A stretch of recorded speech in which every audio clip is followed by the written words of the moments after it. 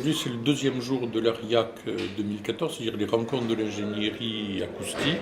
On peut dire que c'est le rendez-vous attendu non seulement des acousticiens, mais de leurs partenaires, les industriels, et puis aussi des pouvoirs publics. Enfin, la soirée festive, on invite aussi les autres partenaires autour de la profession, et je crois qu'ils sont pas seulement contents du clin d'œil qu'on leur fait, mais contents de passer un moment à discuter avec nous.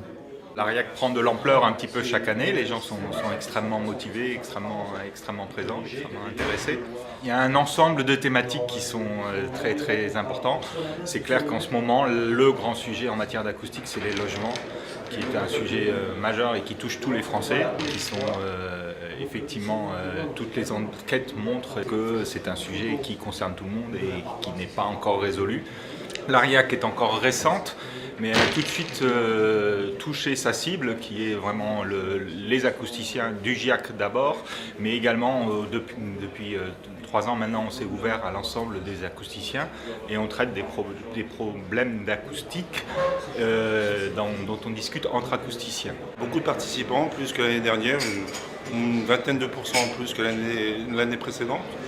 On a toujours un volant de nouveaux adhérents chaque année, une petite dizaine chaque année qui interviennent, enfin qui viennent nous rejoindre. Est-ce que c'est dû au RIAC?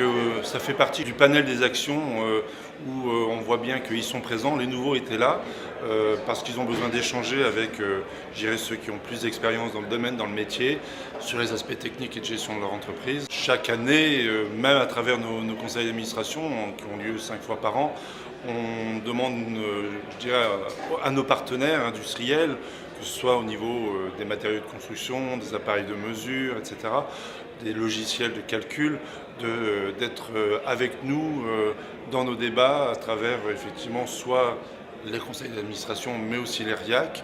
Donc ils sont là pour présenter un peu leurs nouveautés et puis ils nous aident effectivement à rentrer dans nos budgets pour recevoir nos adhérents à travers les déjeuners, à travers les dîners de gala qui cette année a été un vif succès puisque plus de 120 personnes étaient présentes au dîner de gala qui a lieu donc, dans le restaurant 58 à la Tour Eiffel.